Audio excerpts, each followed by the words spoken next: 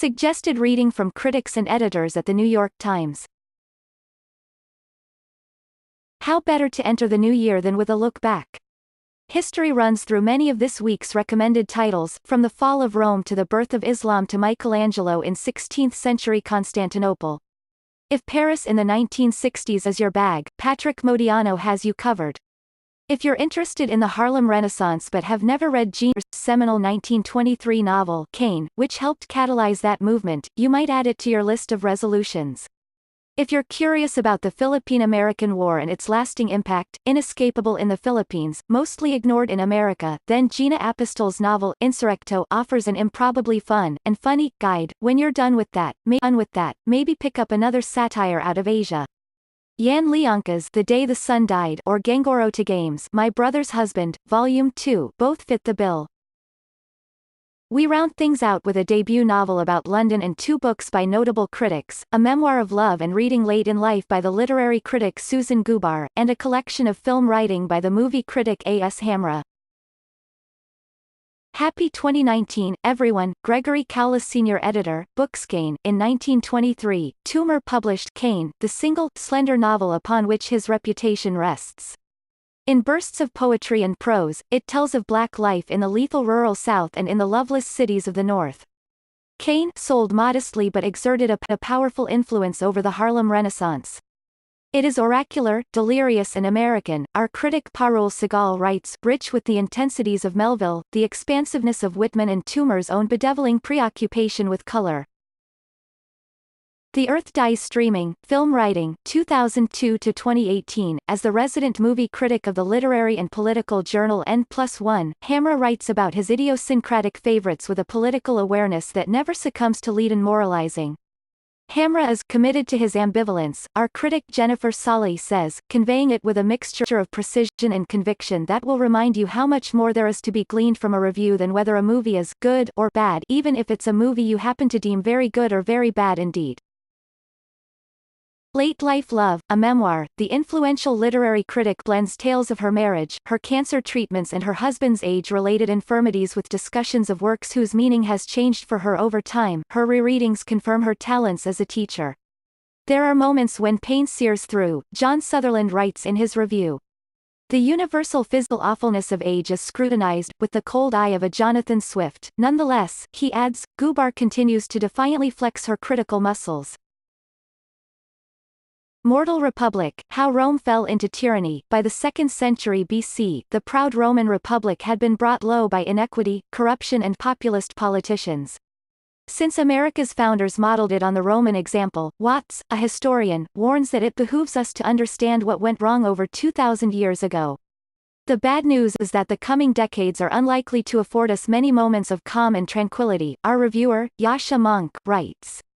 If the central analogy that animates Mortal Republic is correct, the current challenge to America's political system is likely to persist long after its present occupant has left the White House.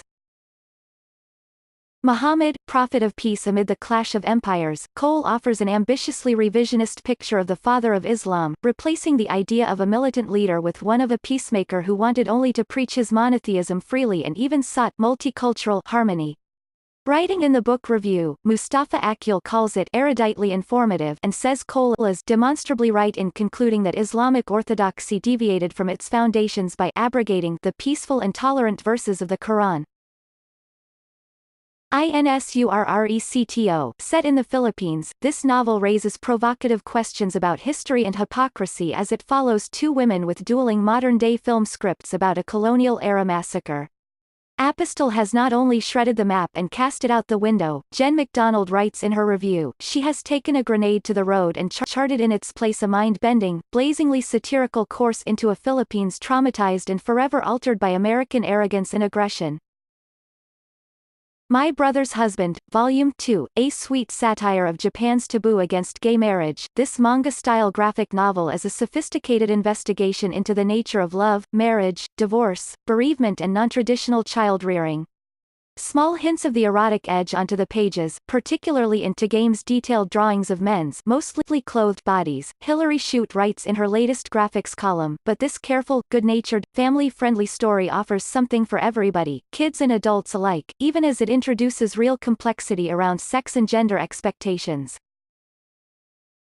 In Our Mad and Furious City, this striking, Booker-longlisted debut unfolds over a few restless days in a working-class northwest London suburb after a murder in the name of Islamic extremism, based on a true-life killing.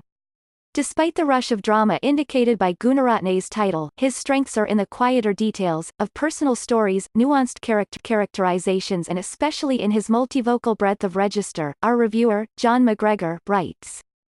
Gunaratne has a gift for inhabiting the lives of his characters, and has used that gift here to give voice to Londoners who are not often seen in contemporary fiction. The Day the Sun Died, this brutal satirical novel takes place on a single night, when a plague of somnambulism unleashes a host of suppressed emotions among the inhabitants of a Chinese village. The ensuing chaos is promptly struck from the official record. Reviewing it, Julian Guertz calls it a gripping novel that forces readers to reflect on the side of the world that is too absurd, too cruel and too unpleasant. Yan's subject is China, but he has condensed the human forces driving today's global upheavals into a bracing, universal vision. Tell them of battles, kings, and elephants. In this intoxicating novel, set in 1506, Michelangelo sets up shop in Constantinople to design a bridge over the Golden Horn. Elizabeth Zurawski, reviewing it alongside two other French novels, says that reading it feels somehow radical in 2018, provoking a kind of wistfulness at the wonder and uncertainty that Michelangelo experiences in his confrontation with foreignness. Sleep of Memory, the Nobel laureate's dreamlike novels summon elusive, half-forgotten episodes. Here, that means Paris in the 60s, love affairs, a flirtation with the occult and a shocking crime. Modiano owes much to Proust, Elizabeth Zurawski writes in her review. Though his postmodern drifting is far easier to read, there is warmth to be drawn from those unbidden memories, reminiscences of attending a strange party on a cold winter night many years ago, conjuring not so much regret as simple pleasure.